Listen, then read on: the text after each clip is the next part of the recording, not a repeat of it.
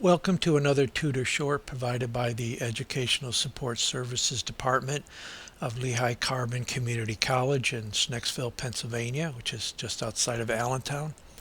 These videos review key learnings for the science courses provided here at LCCC. And please remember that the Educational Support Services Department does provide walk-in tutoring 5 days a week. Let's take a look at significant figures. In the sciences, we measure many things: the length of a bacterium, the volume of a gas sample, temperature of a reaction mixture, or the mass of iron in a sample. The numbers attained from these types of measurements are often used in calculations. The number of significant figures in the measured numbers determines the number of significant figures in the reported or final answer. Using a calculator will help you do calculations faster. However, calculators cannot think for you. It is up to you to enter the numbers correctly, press the correct function keys, and adjust the numbers obtained in the calculator display to give a final answer with the correct number of significant figures. So we have here 6 rules to follow as you determine your significant figures in a measurement. The first rule is that all non-zero numbers are significant. So if you have the number 1,234, you count all 4 of those, you have 4 significant figures. If your number is 21, that's 2 significant figures. So it's straightforward. When you have numbers anywhere from 1 to 9, each one is considered significant.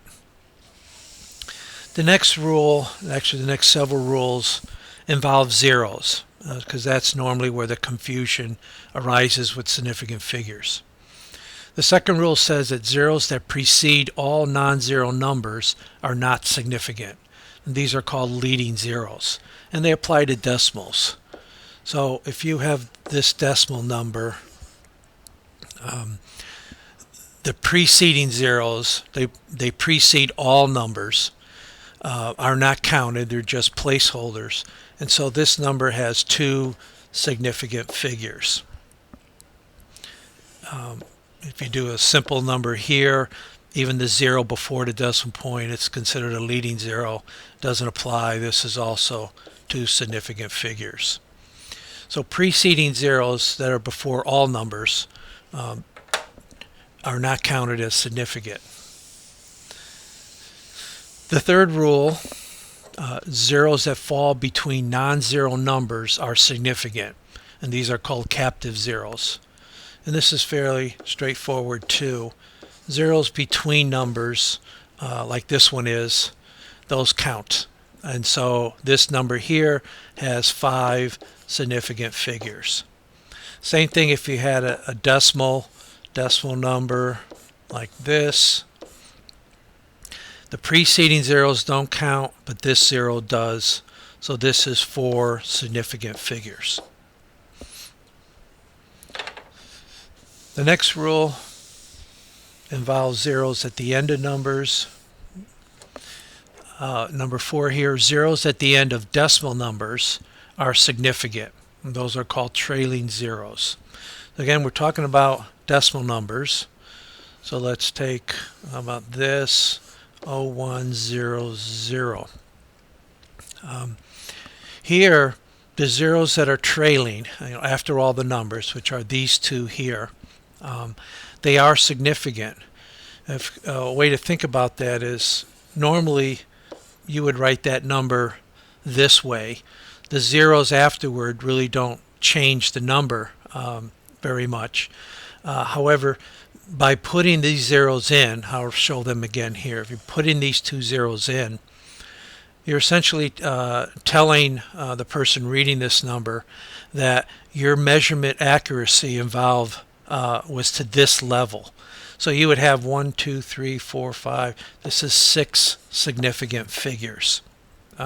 Whereas the number, obviously 1201, without those zeros, that has just 4 significant figures. Your accuracy was only to 4 instead of 6. So in decimal numbers, trailing zeros always count.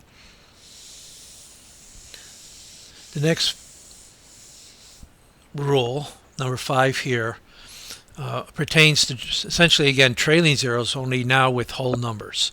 So zeros at the end of whole numbers are not significant unless indicated. I'll show you what that means in a minute. So normally, if you see this number 180, you would say significant figures are 2. You don't consider this 0 significant, because it's just there in order to show that that number isn't 18, it's 180. You need that 0 to show the correct number, but it wasn't involved in the precision of your measurement. If we take another example, we use 1, 2, 0, 0, 0. Again, the zeros are just placeholders. You're at 2 significant figures. Now, the unless indicated I have here at the end of that rule. Sometimes, let's take the number 1,800. Sometimes your actual measurement that you measured, whether it was a ruler or a graduated cylinder or something, sometimes your measurement is accurate, let's say in this case to three significant figures. So the 1, the 8, and the first 0 are significant. In order to show that, what you'll see in some of your textbooks is a person will underline a 0 if it's significant.